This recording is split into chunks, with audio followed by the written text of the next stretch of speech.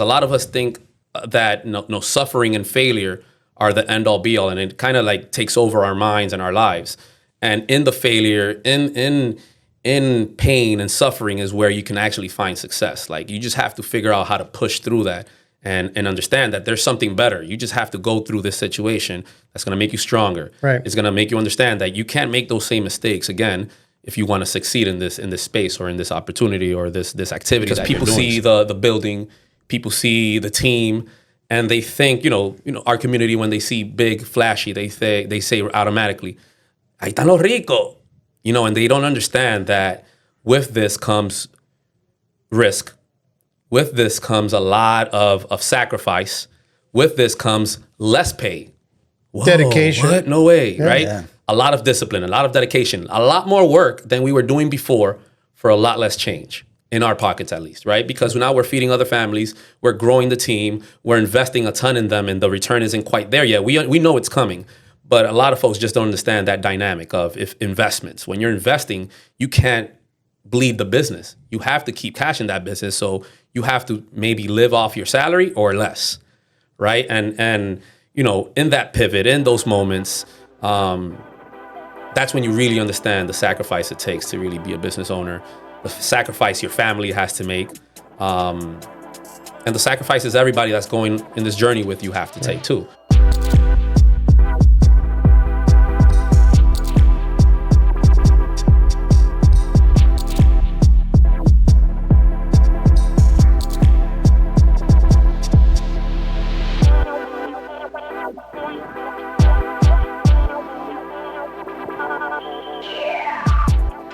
Appreciate y'all being here.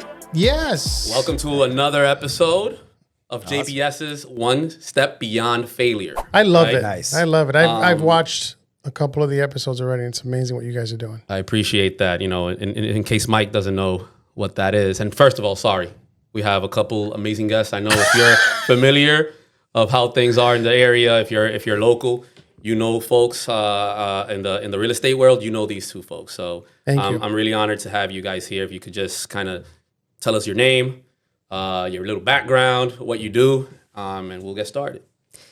My name is Michael Santana. I've been in real estate for over 20 years. Right now, I'm actually playing the background in real estate on the Yes. team. I do some coaching and some mentoring. And other than that, I have businesses that I run with my wife. Will and I have a podcast, The Vibe You're In. Yes, sir. And we're honored to be here. Amazing. Thank you.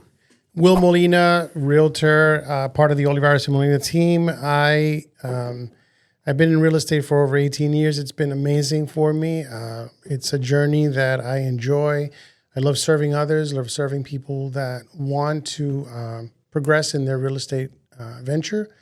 And it's been great. Now we run a small, growing skincare line, which is run by Denise, and it's been amazing.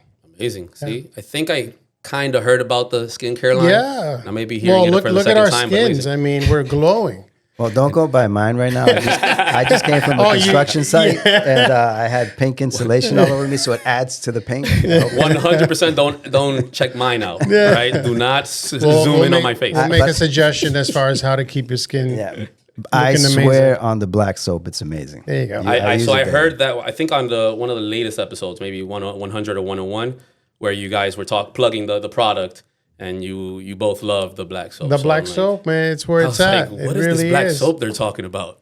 I will send you the information. Awesome. Thank you. Or I'll hit up Denise straight. That's it. I'll go straight to the source. Yeah, Straight to the source. she's That could work unbelievable too. about that. No, it's been really amazing to see, like everything else, when you have an idea and you work at it and then you see it come to life, it's just amazing. Love that. And I think it's great to hear that not only will we talk about, your beginnings in real estate, but also now you have a little more seasoned in the childcare game and the event space, but the skincare business, how long ago did you start that? So Denise and her partner Estefania, it was just a conversation, and it seemed like both of them had this idea, but we met Estefania as a client. Now we're great friends, and it was like everything else. When you talk to someone and you're like, "Hey, what do you think about this?" and someone says, "Man, I've been thinking about the same thing," and you put two and two together and you start that process and that journey. So I would say about right during the pandemic is when they started talking about it. You know, the skincare business is tough, but when you start building natural products and you believe in it, because that's really key. If you believe in what you do and what you sell, right, or the services that you provide, then you do it with grace. And so your product ends up that way. So it's been something that's been amazing. And I see it grow, and I use the product, which is great. It's in my house. I'm like, you know what? Great. So it's something that I feel that it will go above and beyond, and they're passionate about it. Once you're passionate about it, or you're passionate about something, it's amazing what you see at the end. That's it. And I think that's something, the synergies that we've had in the past, not only because we know each other from like family, people Yes, that we know in common. Yep. It's on the business side, it's more of, we think of the people as sometimes like family, which sometimes we blur lines sometimes, Yep.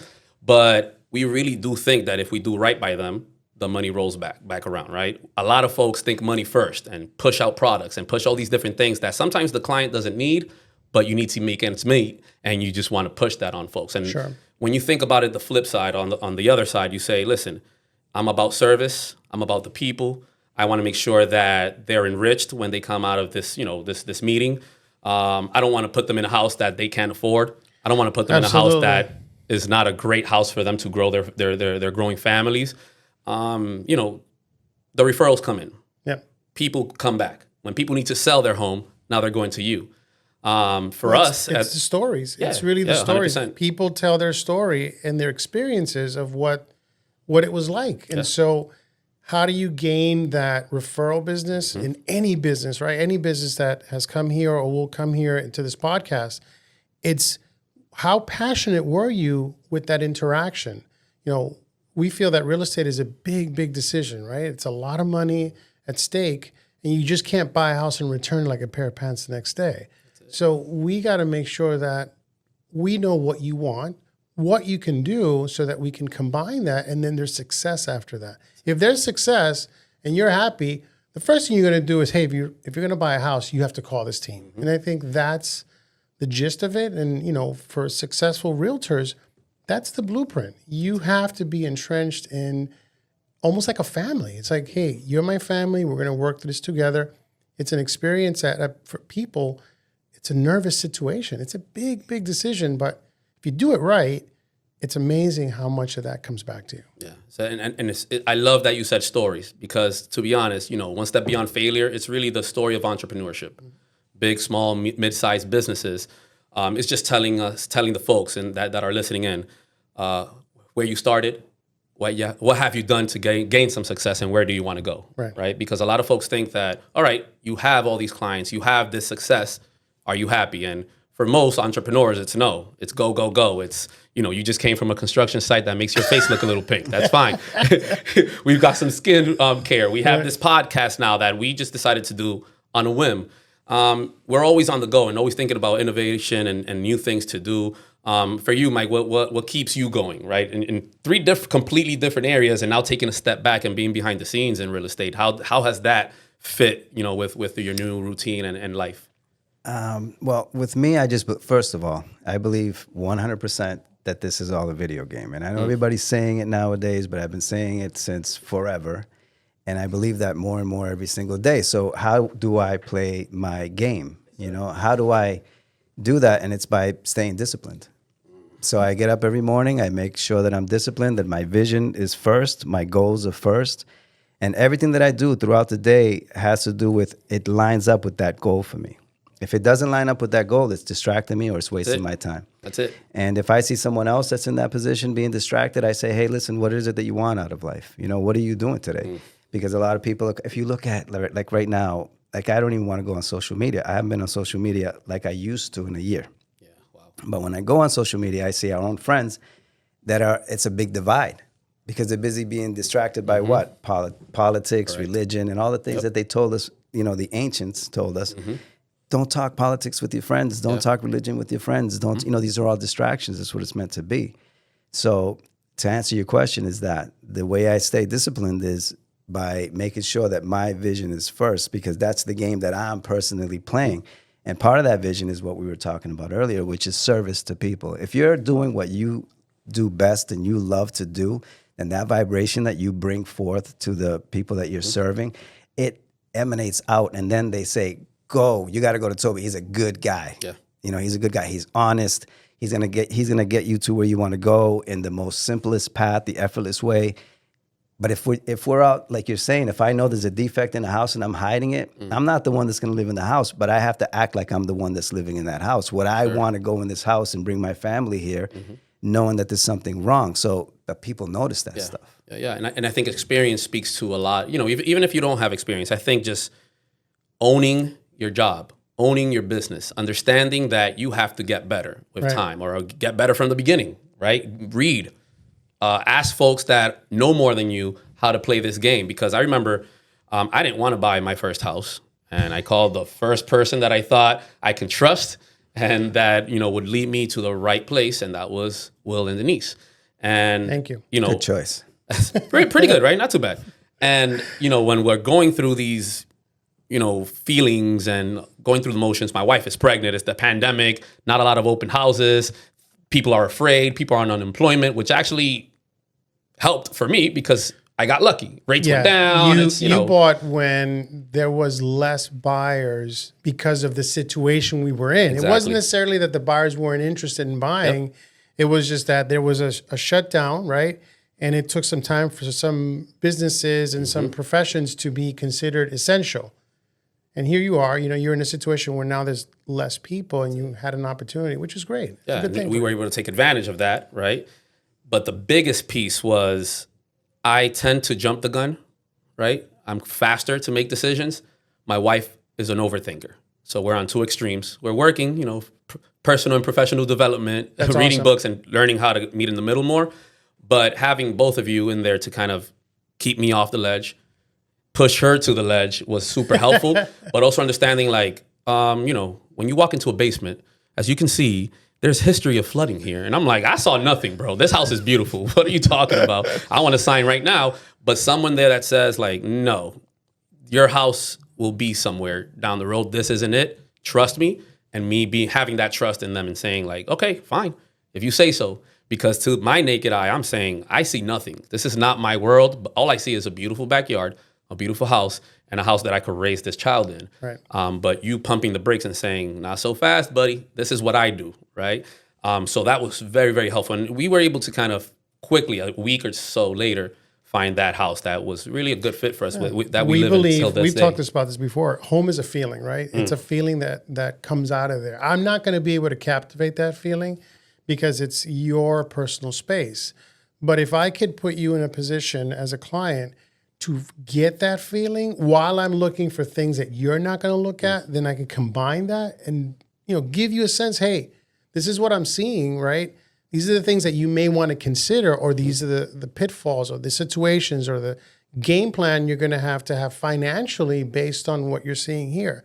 But ultimately, I always find that when people make a decision on a house, particularly the one they're going to live to, because the investment side is totally different. It's all about the numbers there.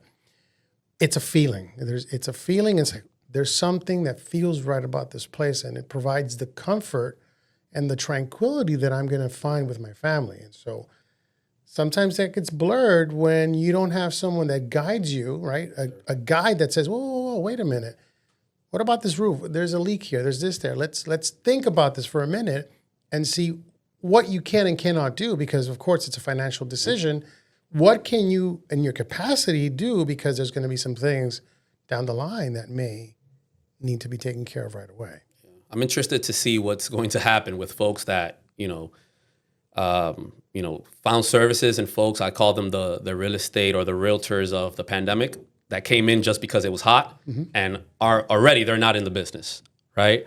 And curious to see just how many people are the fallout of that, of the people that have to, let go of their homes or can't afford it, or, the house just wasn't what they thought it would be in the future. Because I'm a numbers person, so I'm seeing these numbers, and my due diligence, and I'm not a financial advisor, is to say, like, if it were me, I wouldn't do this because of X, Y, Z, right?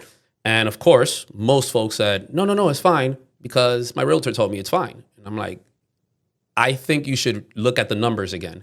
Because if you come here to me because your realtor says you need to amend your taxes, right? to show 80K profit for Uber. Yeah, it's like, for you know, for that a really wasn't the self-employed net. person, right. That wasn't your net. So that's not really what comes to your household. And your wife doesn't work. And this is a 3-family. And if something happens to one of your tenants, can you pay this mortgage, right? If there's a leak, can you fix that and have enough to take care of your family and exist? I saw that a ton, and forced people that were just forcing the game, right? And again, having folks like myself telling them, I don't think this is a good idea. I think you should rethink it. Just go back to the table, maybe downsize, maybe wait a year. It didn't work. The advice was just not hitting for some folks. It's interesting because some people are still at this point, right? There's a lot of people who want to be homeowners. I think historically, as an association, the National Association of Realtors, and along with the local associations, we push the agenda of homeownership, the importance of it.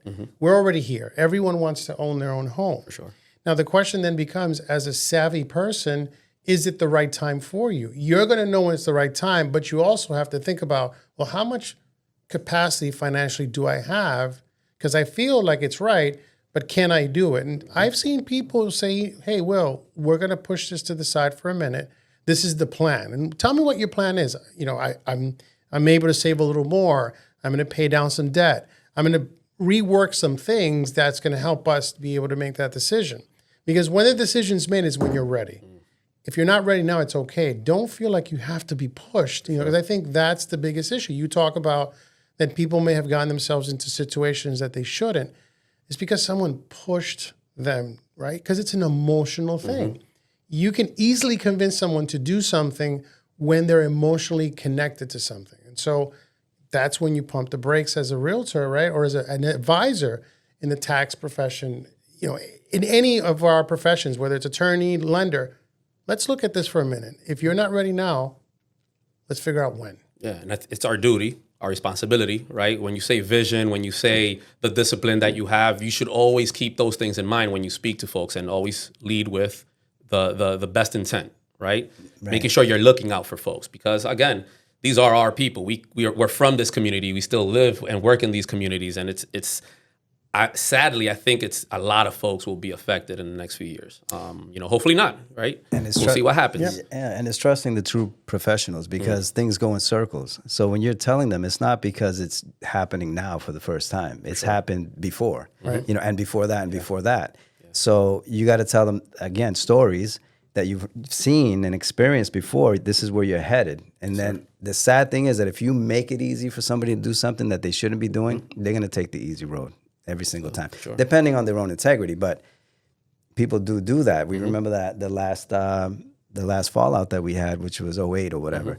People were buying homes that shouldn't have bought homes, but they were coming in saying, no, but because mi tío is going to come on board and my aunt is coming from home, they're going to pay rent with me, they're going to help me out. And then at the end of the day, those people weren't there. And that's what we saw. And they were affected really hard. Yeah. You know, some of those people are coming out now, and they're able to get back into the homeownership world. But it took them a while because they were impacted credit-wise or whatever the situation was, because they got themselves in situations where it felt right, but no one was there to say, did you really look at this? Do you understand how this works? And the more you do that in our world, the more success people have in home ownership. The more success someone has in home ownership, the more they're going to trust you to say, hey, here's my cousin, here's my boss, here's that. And really, that's our business. Our business is built on referrals. Yours is as well. If you do right by someone, it's like you are their GOD. Like they're like, oh no, you have to. And then, you know, in our community, it's great because they're like, no, I'm going to call him right now. Licenciado. I was like, no. Yo no soy licenciado. But it's a beautiful thing, is because there's something that they felt that they probably didn't even know they can do. You know, a lot of people say, I could never think that I'd be a homeowner. I was at a closing yesterday, and a gentleman, you know, I wasn't representing, I was representing the seller, but I can hear him saying things like, yo no sé cómo pagarte para atrás. I don't know how to pay you back for what you've done. And all I said to him was like, you know what? It's a team effort. It's a collaborative.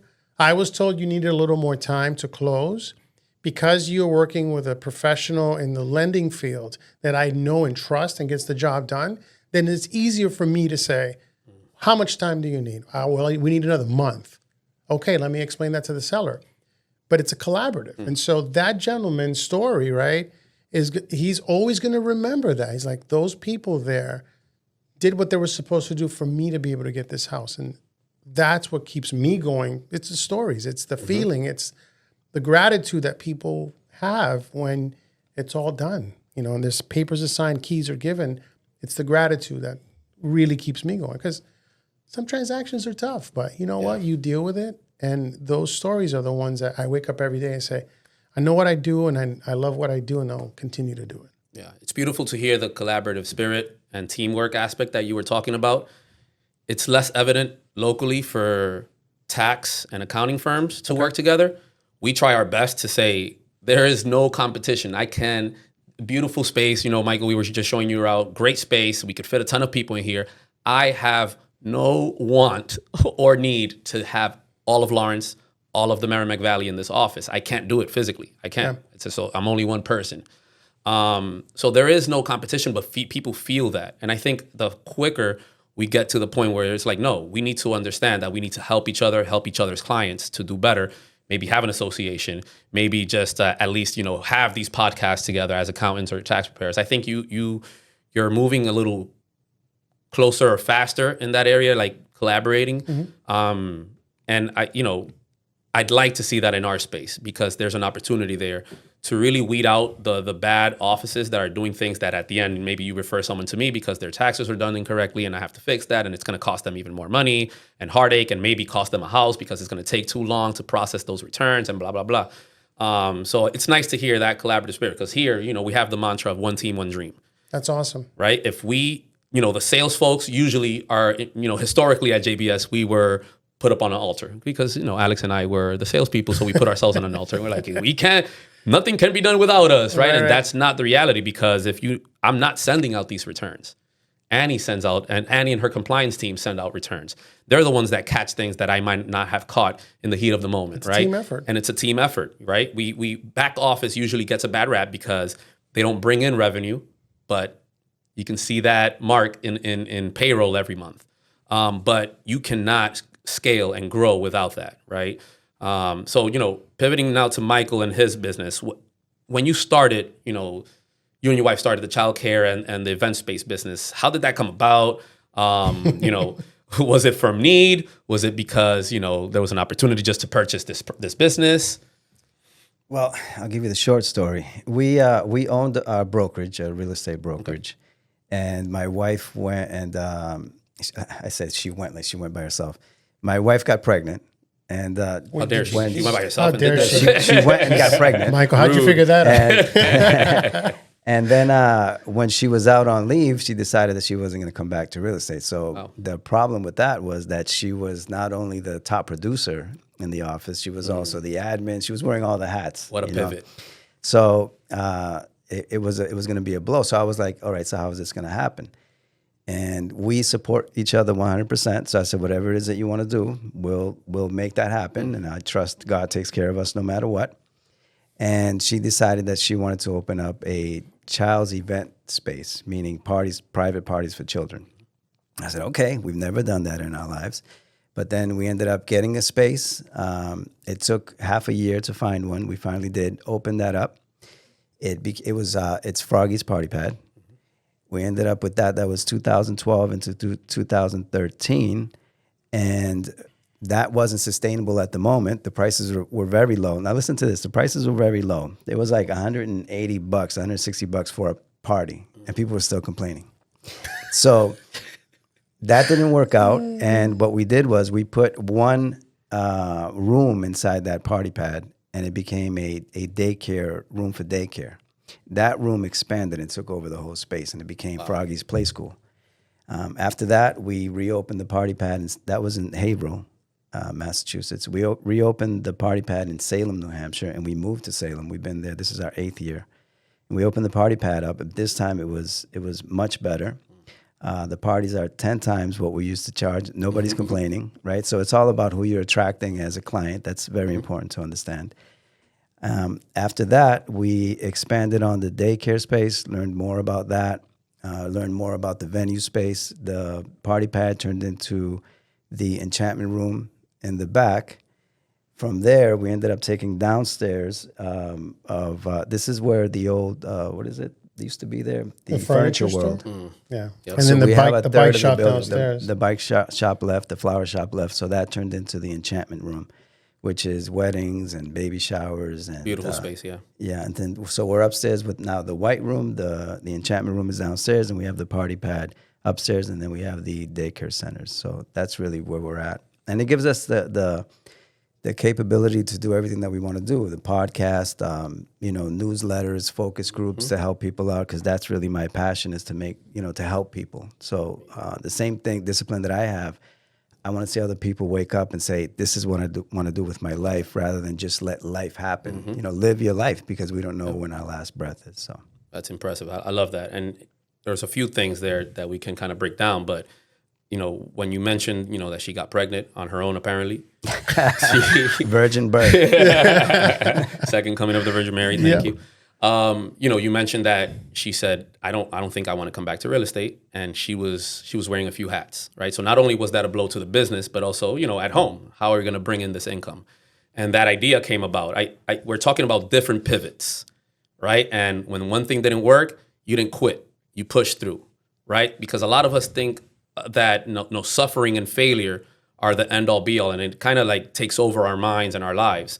And in the failure, in pain and suffering is where you can actually find success. Like, you just have to figure out how to push through that and understand that there's something better. You just have to go through this situation that's going to make you stronger. Right. It's going to make you understand that you can't make those same mistakes again if you want to succeed in this space or in this opportunity or this activity that you're doing. So, the mindset of an entrepreneur, sometimes we're a little hard-headed. Sometimes we're controlling. a little controlling. Yep.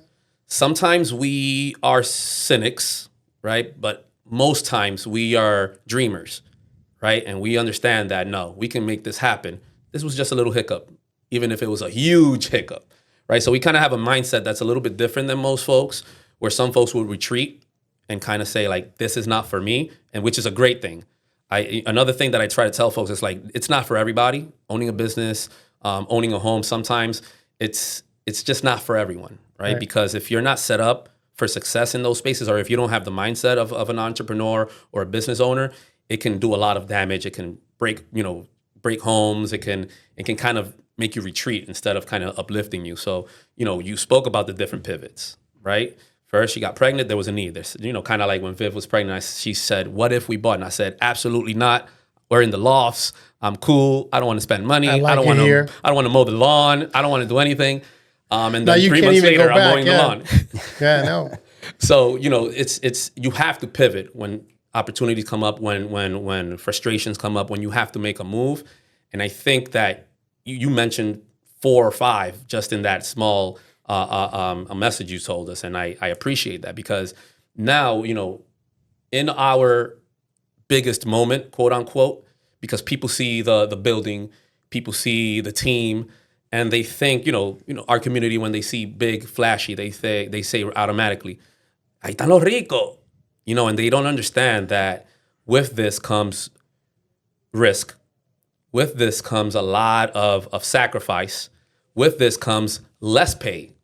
Whoa, Dedication. What? No way, right? Yeah. A lot of discipline, a lot of dedication, a lot more work than we were doing before for a lot less change, in our pockets at least, right? Because now we're feeding other families, we're growing the team, we're investing a ton in them, and the return isn't quite there yet. We know it's coming, but a lot of folks just don't understand that dynamic of investments. When you're investing, you can't bleed the business. You have to keep cash in that business, so you have to maybe live off your salary or less, right? And in that pivot, in those moments, that's when you really understand the sacrifice it takes to really be a business owner, the sacrifice your family has to make, and the sacrifices everybody that's going in this journey with you have to take too.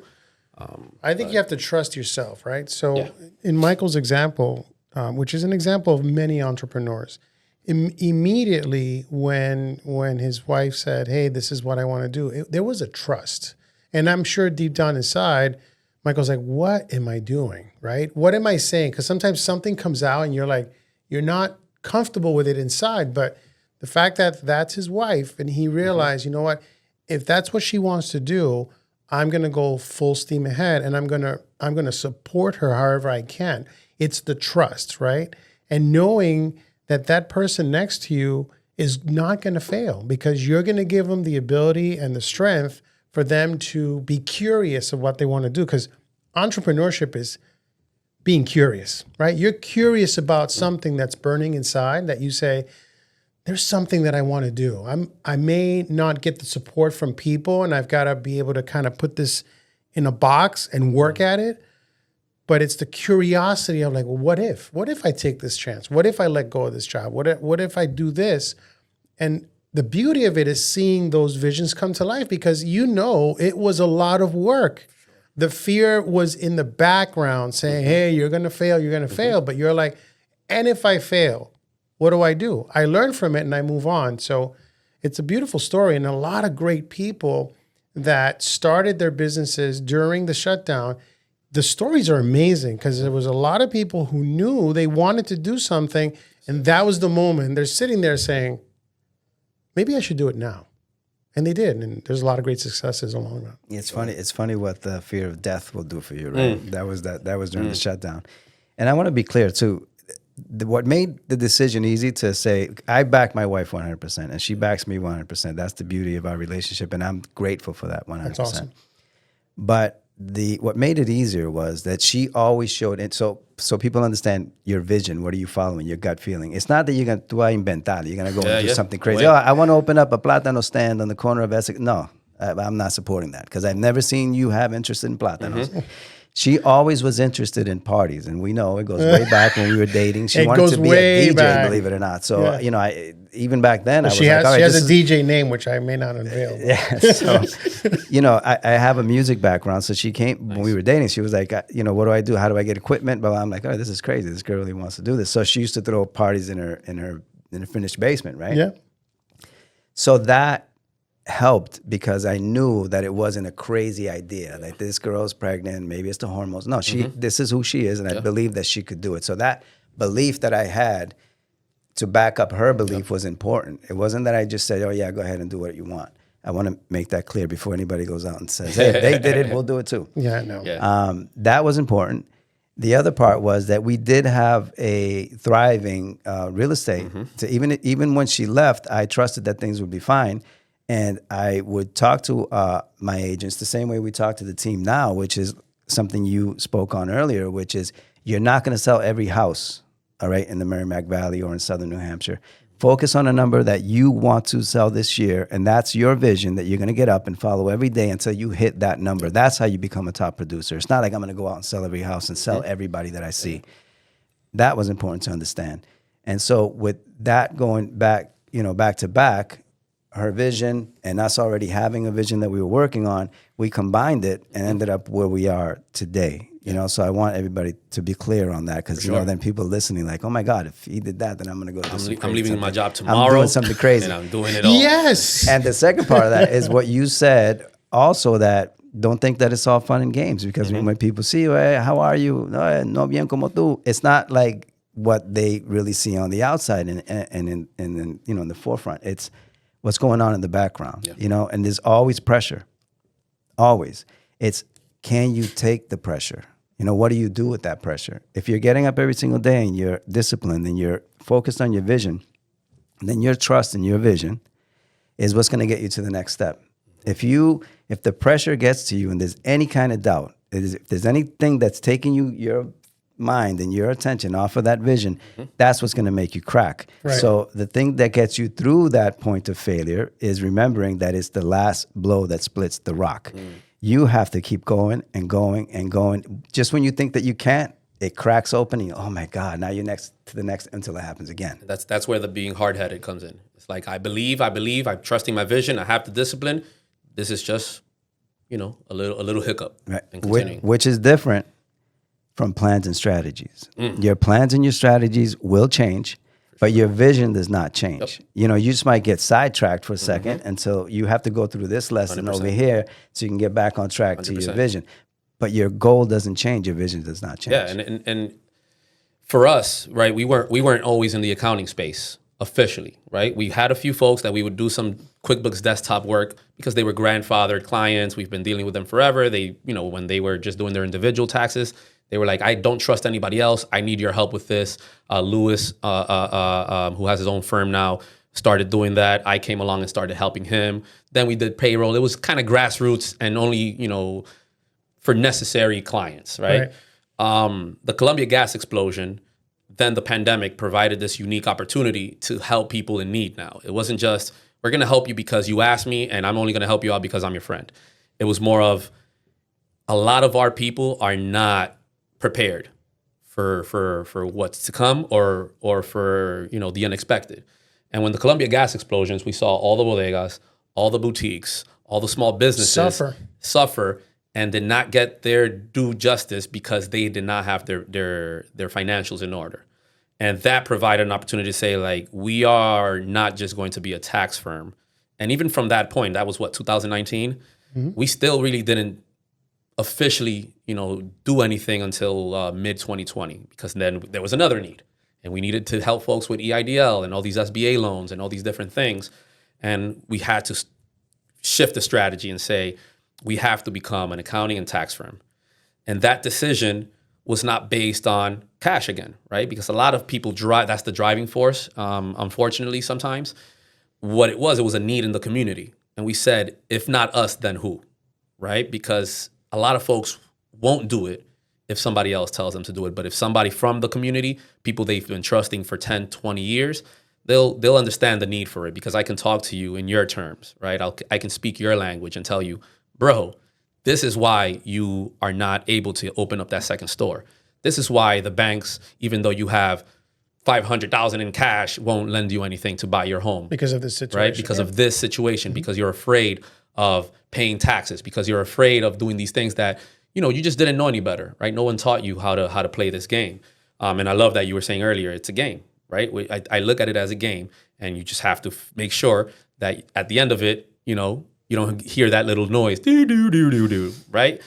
Which we all are eventually. We all will. Yeah. Just don't do it. Don't do it earlier than you have to. Let's have fun while that's happening. But you mentioned something, that the pivot that took place, right, based on the need of the community, the vision was the same. The vision was what who we are as a company and how we serve our community, so that they can be better people about what they do, because they can grow a lot more if we know the necessary tools and the laws that can be applied for the situation at hand.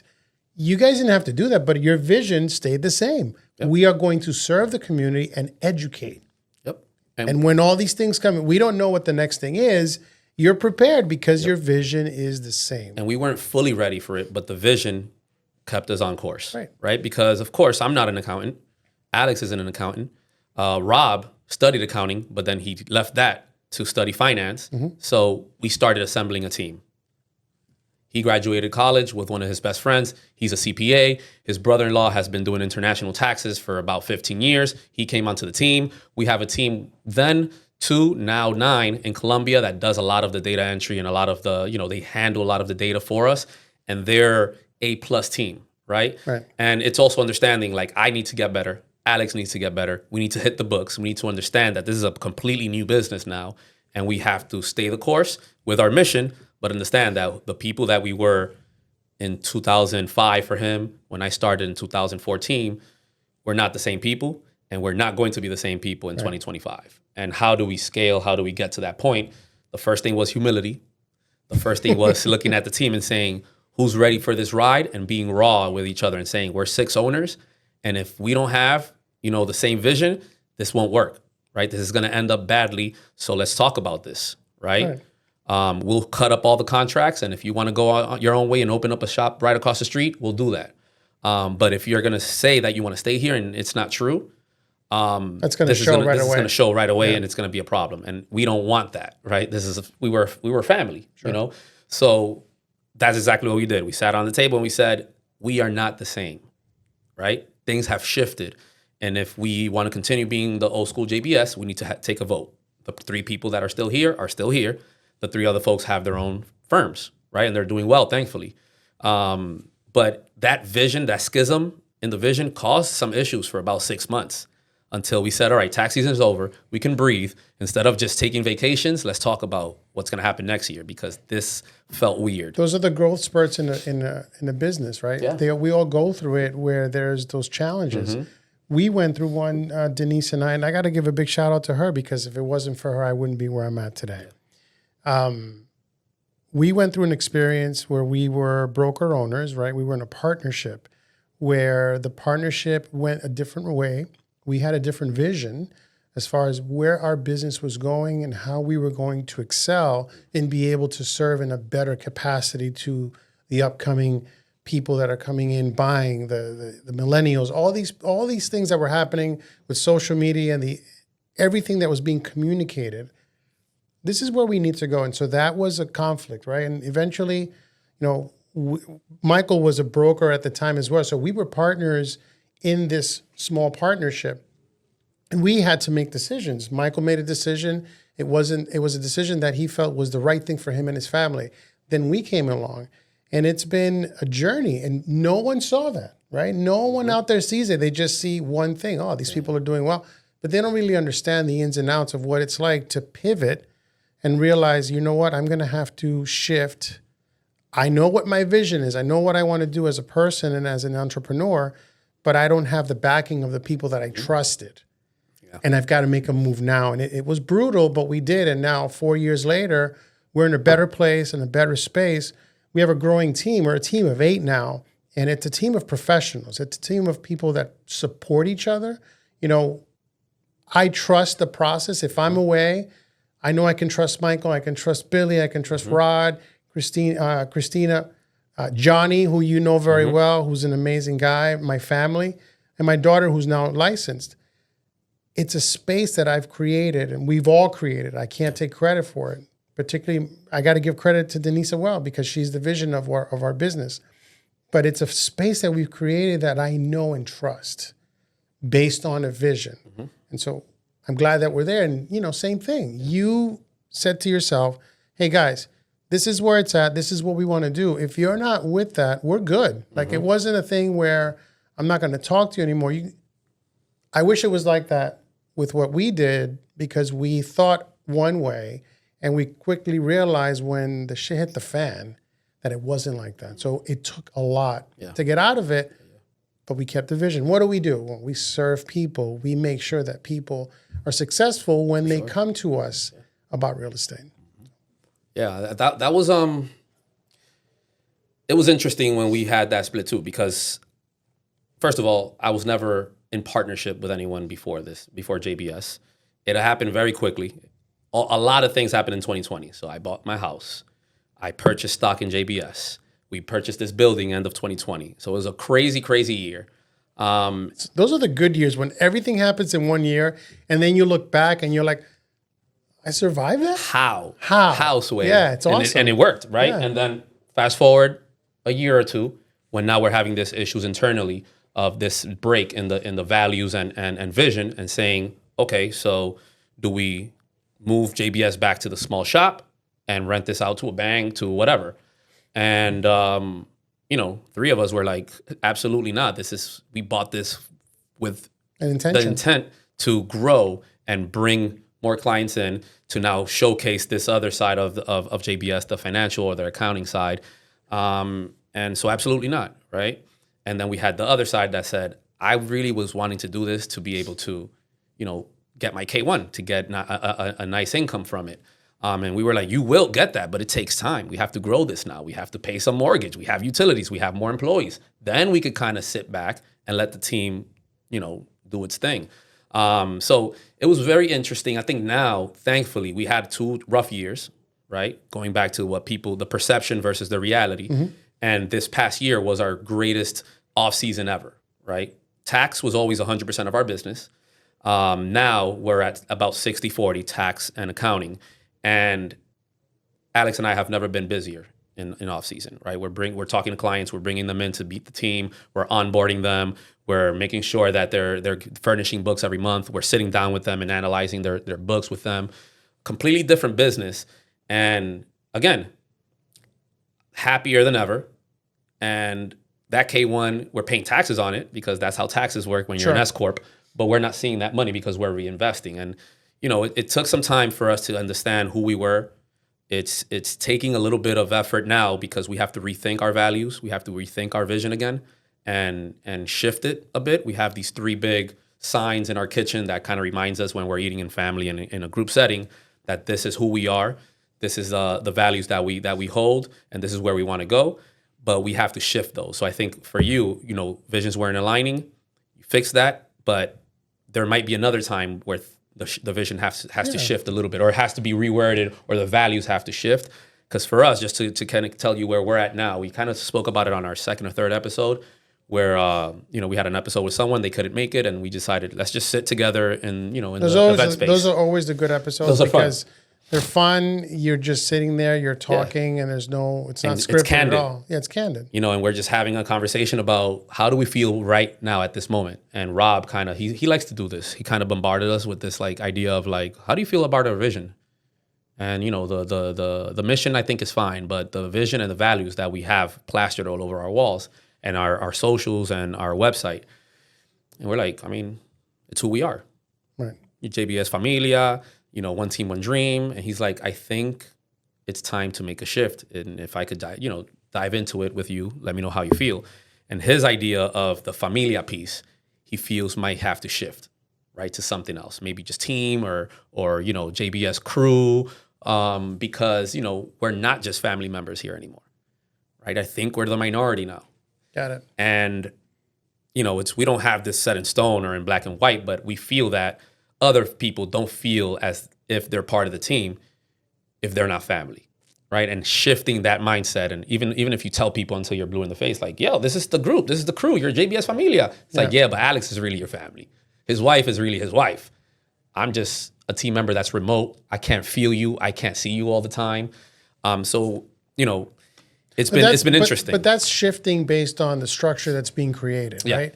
It's not necessarily, there's still a foundation there 100%. That's going to stay the same. 100%. It's just, if when Michael opens up a 3rd establishment, a 4th, there's going to be a time where he's going to have to sit with his team and say, okay, this is where we're headed, and this is the reason why, and how do you feel about it? Because it really is an effort. Some of the ideas that come out of entrepreneurship when you build teams around it is fascinating because you're like, I thought about that, but I may have been too afraid to say it. 100%. But someone says it, and you're like, man, it's almost like a relief. It's like, I heard it. I've been thinking about it. It's been inside. I just haven't been able to either, put it together so someone understands what I'm saying, but at least someone out there is thinking the same way I am. And that's when those things grow. That's when you see these companies go, whoop, they just grow. And irregardless of what you see outside, we know.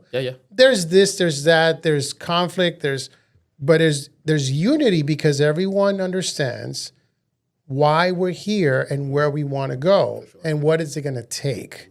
Am I going to be upset one day? Yes. Am I going to be pissed? Am I going to be in a situation where I don't want to wake up the next day? All those things are true emotions, but the emotions are there because they're important to you when you want to grow. Aside from the fear factor, which we all have. There's that little piece in the back somewhere in our body that says, you really want to do that? But then you say, well, wait a minute, I do, because here I am. This is what I want to do. I see myself this way, and I've always done it this way. Okay, maybe it's not the right way, but I'm still going to continue to go forward. And in our show, I talk about baby steps. It's not that the next day you're going to be like, da-da-da, I know what I'm doing.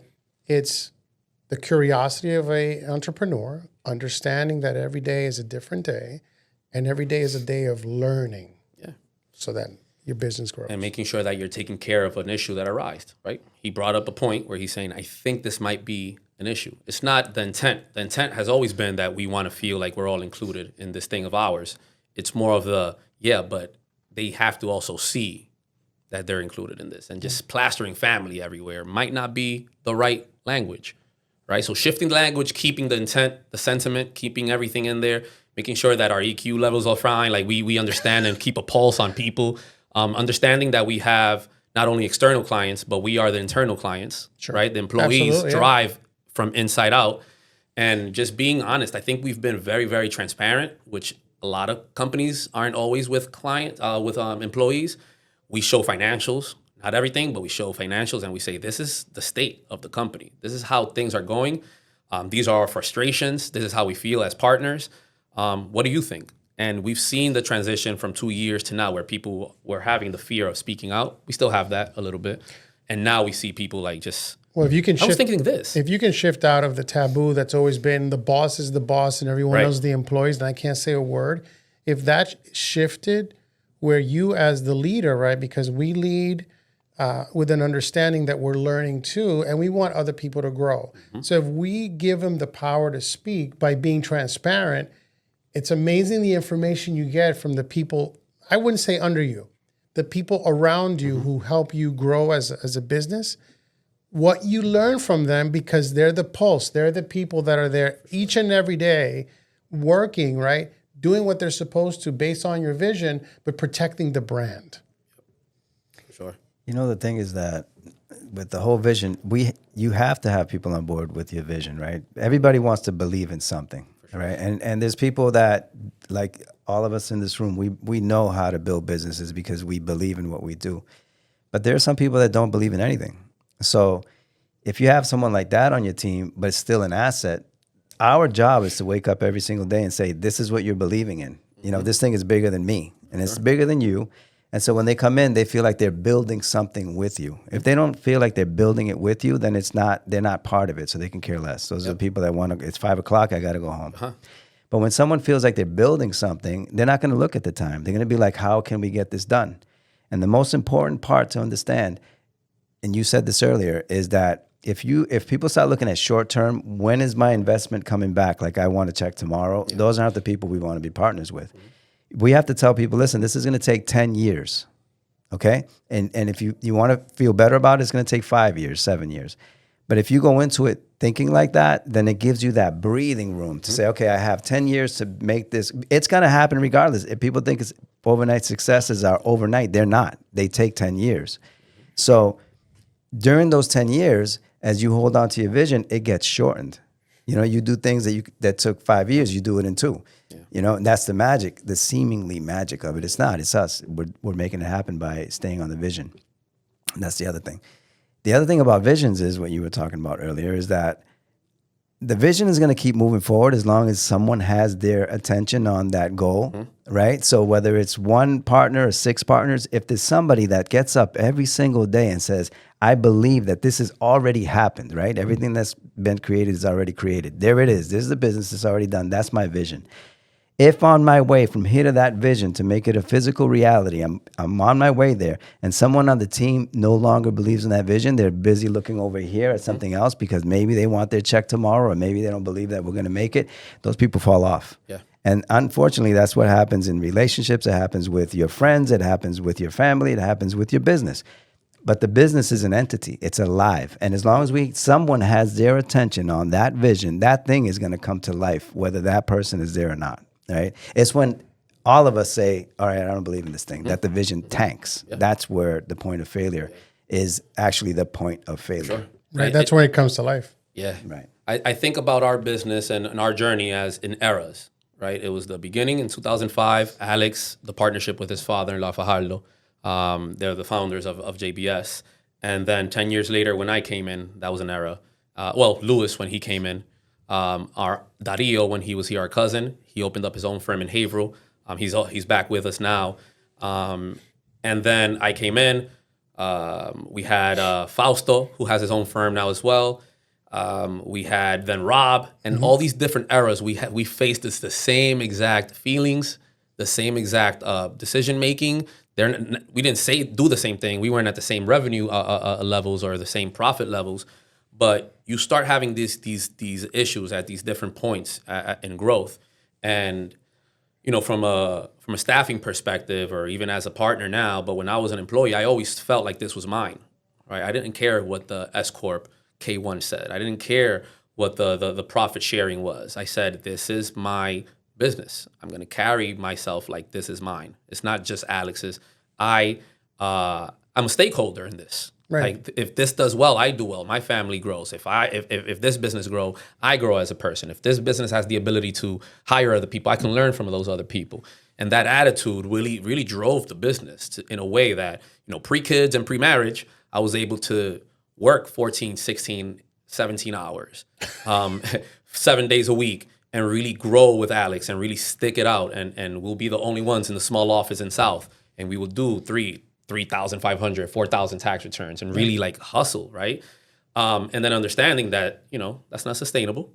Understanding that we're growing, understanding that we have other people around, and really probably last year, the first year where we said, we have a team, we should use it. Like, whoa, really? Like you should use the people that are getting paid to do this, that actually want the work, that actually want to grow and learn.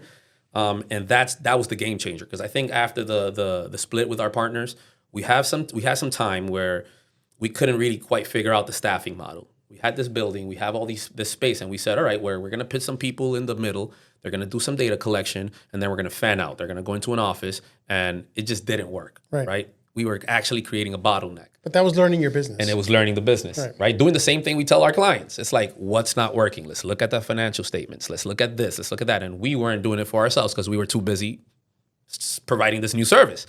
And until we sat down and said, something's broken, and we need to sit down as owners and figure this out. Rob took the initiative as CEO and said, we can't do what we were doing, right? You guys were in charge. Alex was the CEO. I was a manager at the time. And I think we were the perfect leaders for the shift, right? For the old guard, new guard shift. Mm-hmm. Once that was done, we needed a new leader to step in and say, all right, this is the strategy now. These are the goals, midterm, long-term goals. This is what we have to do. These are the folks that have to get put on pips because they're not performing to their best abilities. They don't see the vision. And thankfully, most, if not all, are right back where we were pre-split, right? But you were being honest with yourself. 100%. And with everyone else. That's the important thing. That's what people don't understand. You have to sit and be honest with what have we done and where are we, right? Did we make decisions that were not in line with our vision? Because we do. Sometimes we'll make a decision and we think it's right, or we won't even discuss it. We'll just make that decision and run with it. And that's where the trouble starts, right? Because there's no communication. There's no open space for you to say, what about this? How we do it this way? So it's that part that you guys were comfortable enough to do that, because there's businesses that we know that they just completely fall apart. They collapse. And then you look from the outside in and saying, what happened? Why are they not there anymore? Scary. And it's amazing how, just that one moment of reflection, of honesty to say, this is not working. Where do we go from here? Letting down your guard, just understanding like the only way to fix this is communicating. And sometimes working with family or friends or people you care about, the communication piece, instead of being better, is worse. And we see that in relationships that sometimes don't work. And they say, it's not the love, it's the communication over time where it was lacking. And now we're just not in love. I love you, but I'm not in love. It's like, no, you just didn't work at it the right way. You weren't talking to each other. And that's I think that was a big piece. Because I sometimes I think, we have our moments when we're like, imagine if we would have stuck together as a team and we could have grown so much faster. That's the messed up part. But the remaining team, we can't think on that and dwell on it. We can have our moments and say, man, that would have been crazy. Saying that a team of 6 partners was able to do this in Lawrence and in Methuen, because now we're seeing the rewards and we're like, wow, 2 more years. If we just could have figured out that communication piece, we just weren't communicating. We couldn't say the things that we could say now to each other because we cared about each other in a way that we didn't want to hurt feelings. Right. We didn't want to say the truth. And that ended up being the worst, right? Or maybe the best. I don't know. We're seeing that it was the best for what's happening. But Michael's growing his business. I'm sure what he used to do before when he started is completely different. And his team and with his wife and the team that he's built around him and the partnerships he's created, the conversations are there. They're real. Mm-hmm. Okay, here we are. This is what we're looking to do. This is the vision that I feel is necessary for our organization. How does everybody feel about it? It's a process, and you have to be honest with yourself. That's when you said earlier that it's not for everybody. It's not for everybody, and that's okay. If it's not for you, it's okay. Just be truthful to yourself that if you're going to walk into owning your own business or starting your business because that's what you feel, you're going to go through processes that you're not going to be comfortable with. Mm-hmm. And you have to be in the uncomfortable space to learn and to grow. Yeah, for sure. It's important too that when you open a business, understanding that you have to know each role of your business, and a lot of people don't understand that. I'm just going to hire this guy because he's a numbers guy. I'm going to understand, hire this guy because he understands storage or whatever it is, right? But what we've learned over the years is that we've had our hand in every single piece of the business. So there's no one that I hire that can say, well, it's easy for you to say because you've never done this. Yeah. No, listen, I've done it. Yeah. I understand it. And this is why I want you to do it this way. 100%. So, and that's all part of the pain, the growth, right? Mm-hmm. Is understanding your business. And when you don't, the communication falls apart. Because how can you tell somebody to do something that you don't understand, for sure. Right? And then that you've never tried. And that you've never tried, even attempted. So the thing is that when the communication falls apart, be ready for your business to fall apart because the communication is daily. And the communication it's very easy. It comes through body language. It comes through people repeating certain little phrases that you're listening, but you're not listening. Listen because they're saying something, right? Actions that they're taking and even auras. All right, so people come in, you're feeling something. If you listen to that feeling because there's a communication breakdown happening somewhere inside the building, and you got to get on top of that immediately. And I had to learn that recently. I took over at the daycare center as a communicator. So I before my role was a little more laid back in the background, right? But I've stepped up to be able to realize who's who, what the roles are, what they're doing, and what needs to be said and done to keep the communication transparent and clear, because a lot of people are afraid to do that, and that's what you were saying earlier. If you're afraid to be transparent, that's a world of problems that you're opening up, right? You have to be transparent, because the minute somebody doesn't trust you because they think you're hiding something, that's when they start assuming in their own head and they start making up stories in their own mind that aren't even real. They're having conversations with you at home. Toby's this, and Toby's going to say that, and then I'm going to say this. Yeah. And then by the time they get to you, they have all this hostility and all this stuff pent up from what? You didn't even say a word, right? But if I were to come to you and say, hey, Toby, this is what I've been feeling. And you're like, oh, really? So let's do this about it. And it's like nothing what I was thinking. Yeah. That creates problems. So communication is just so key in relationships across the board, right? Family, friends, business. It's just so important. Yeah, it's been great to feel the shift. It's been great to feel us coming in as the community, like the JBS community, because although we have folks spread out, Atlanta, Connecticut, Colombia, sometimes Rob is always in Boston or in Connecticut with his family. I think we're closer more now than ever. We're clear in the message to clients and to ourselves and to our partners and everything. We understand that we need all of us in order to make sure this mission is done, and we respect. We have utmost respect now of each other's and our roles and responsibilities, and that's something that was big. You said roles. For years, we never wrote down the role and responsibilities attached to that. You just did anything that needed to be done. Yeah, exactly. And you just came to work. Todo loco. Yeah, just go and do.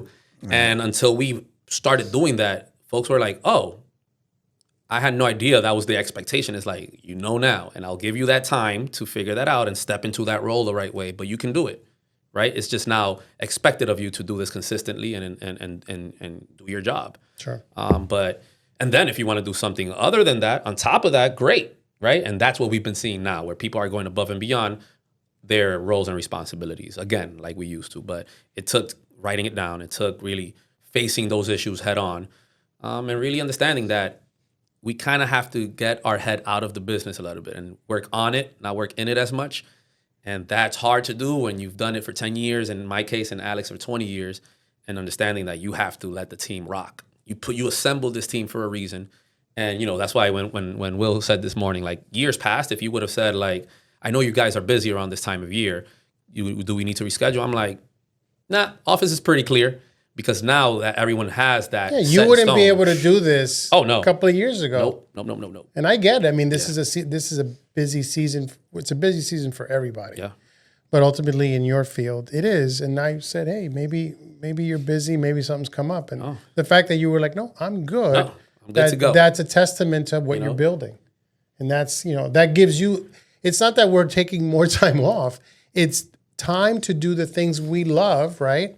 And also time to learn and do other things and explore other options, be in a podcast, give information, provide depth of these businesses, in depth of what we do so that people look at us and say, man, they're real. Yeah. I feel it. Right. It's not just a gimmick. They're not just saying it to say it. This is really who they are, right? And sometimes you can't feel that because not everybody's our client. This is just a means or a medium to be able to speak to other people about businesses or about, how to engage with your employees or what have you. But people can start saying, like, I've heard about those guys, and they're actually really saying, like, practicing what they preach. And not just saying it to say it or doing it just to, get a quick buck. Like this, we have history of being able to do these things and giving the right advice of not steering people the wrong way. And it's paying dividends. Yeah. Thankfully, you know what I mean? We are figuring it out as we go and as we're scaling. That's the fun part about it. It really is. It's been fun for me to figure out what I can do to help people. And I realized quickly that people want to work with me because they like me and trust me. Right? There's a level of trust, and perhaps we have some commonality in things that are not just business related. There could be an idea or a thought or something that we both share. It could be a hobby. Like I'm meeting more people in my business now as my business has changed, where it's people that I can actually talk about other things that are not just real estate and buying a house and selling a house and so forth. So it's shifted my business so that I enjoy it more. Because I'm meeting people that I want to connect with. Yeah. You want to buy and sell with me? Great.